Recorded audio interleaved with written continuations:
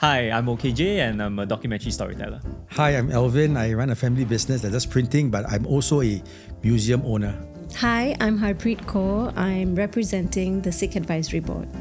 Hi, I'm Andre Di Rosario. I'm a member of the Eurasian community, a civil servant, and a creative.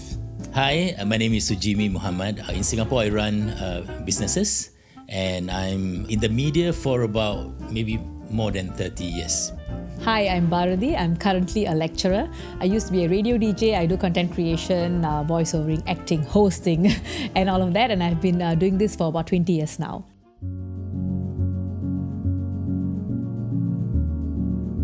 What is one word or phrase from your own language that you rarely hear anymore, but wish more people still used?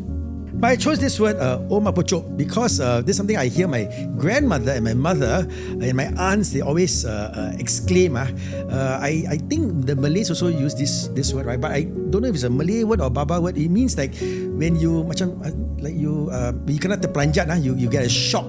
Like, or you drop something, oh mapocho, literally there's no translation, but it's an expression like, oh my goodness. So this is a true sense when you see a bibi, a nonya, a peranakan, when something happens that takes them out of their comfort zone, they will surely exclaim, oh mapocho. Then you know for sure there's a peranakan there. So it's this word called Chardi Kala.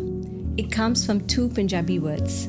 Chardi meaning rising, ascending, and Kala meaning spirit, energy, strength. It is a Punjabi phrase, but it means rising spirit, especially in adversity.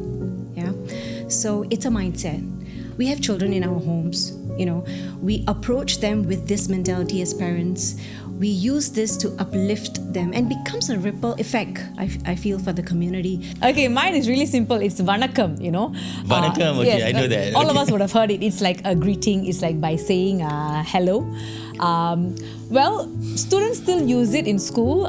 When teacher comes into the class, they'll be like, Vanakkam, and everyone will go like, Vanakkam, but after they grow up, do they use it? No, when we see our friends outside, like, hi, hello. Probably we can talk in Tamil after that, but are we starting off with Tamil? Are we using this word? I don't think that it's commonly used now, and it'll be nice if you start using this. I think like many people grew up on Jack Neo films, and Money No Enough is a cultural phenomenon to me. And there's a lot of the phrases and sayings inside there that I find very funny even till today. One of those words is this, which is lugi. I'm not sure whether it is the right spelling. But then after that, my wife kept trying to correct me that this is not how am I supposed to use it. But for some reason, every time she tries to explain it, my mind like shuts down. And so I've been using it wrong ever since. So perhaps I'd like to lean to your expertise. What does lugi mean and how should I use it in the everyday context? This is so candid, right? Okay. That's the spirit of the question, right? Okay, so first and foremost, it's spelled with an R. Wonderful. Okay, wait. So it's okay, wait. Lost out. So the L is replaced with R? Yeah, so many of my Chinese-speaking friends, Yes. when they speak Like that. Malay, Okay. sometimes the L and the R get swapped. Yes. Right? Tombalik, terbalik. Ah. Right? So it's pronounced as rugi. Rugi. In Malay or in Babat Malay, Okay. which means that you have you lost out. Okay. Okay. So I still got the meaning Yeah, right. your meaning is right. The meaning is Okay. right. The term rayu means naughty. So this child is very rayu. And I think it's very emblematic of my community because we're a community of, jokers, cheeky people.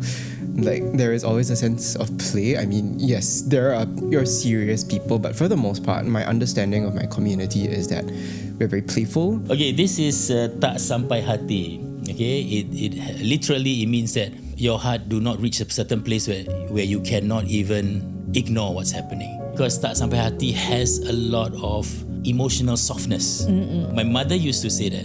She walked past someone who needed food, right? And she walked back and gave her what little that she has. And then I asked her, why you give that, right? And she said, Mak, tak sampai hati. Oh, okay. I don't have the heart to walk away. Okay, Yeah, so I felt this is, in my generation, we use it a lot. Some people use it in lyrics of a song, but we don't use it anymore. It's not only the phrase, I think the meaning behind it is also really Yeah. beautiful. Yeah. Yeah. What's one moment in your life when language made you feel like you belonged or didn't belong? Growing up, I did hear Kristang being spoken here and there in my house. When I joined the language group, I felt like an immense sense of belonging because I was suddenly connected with people of my language community across all ages, across all backgrounds, who were coming to learn a language that had like no economic value. A friend introduced me to her father-in-law and said that, I think he's worthy of a documentary. Now, he's someone that can only converse in Chinese. And at that point, cannot. But then that spurred me to then go on this 2-year Mandarin learning journey where I ultimately took my Chinese O-levels as well. Amazing. Most of the time in our production, it's really the in-between moments that is the most magical, and that's really where you connect with that human being and then you use that to inform your production.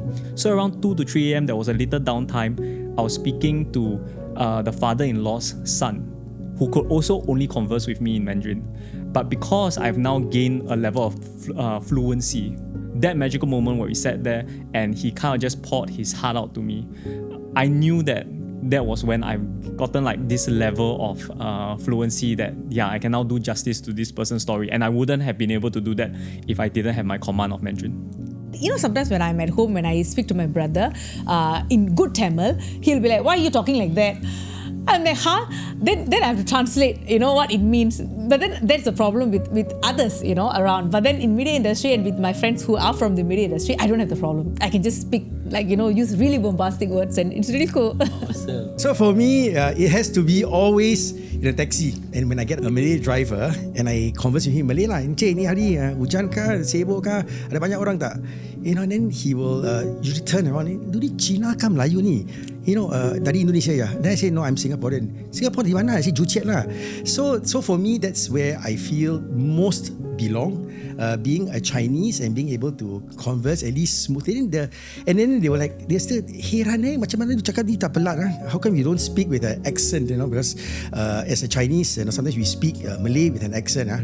Then and then for me it's an honor to be able to speak Malay at least fluently in a taxi. I have this neighbor of mine when I shifted my flat.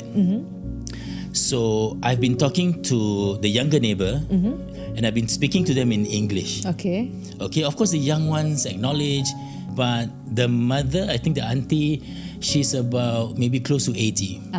She did not respond to me at all. She didn't even smile. So I knew I had to try something else. So one day I saw her outside.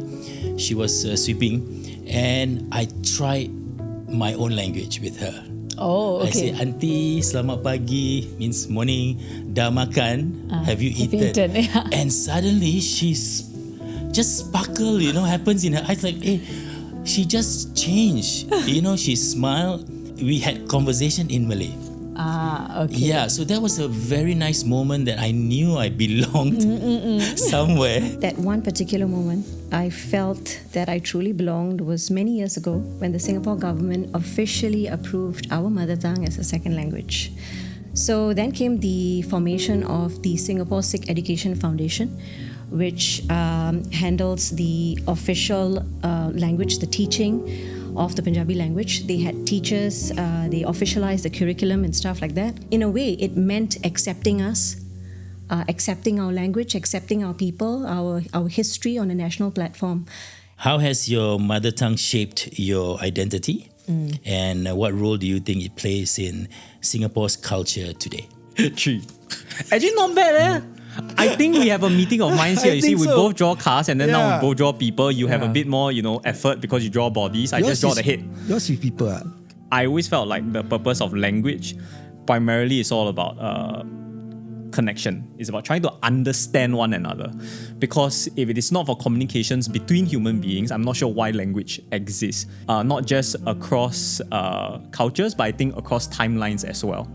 Growing up, you only are exposed to the 3 main languages in school, and that's all you think it ever is going to be. Since I have undergone that period of reacquainting myself with my language, I have grown to pay more attention to what people speak. You can hear 5 languages in one day.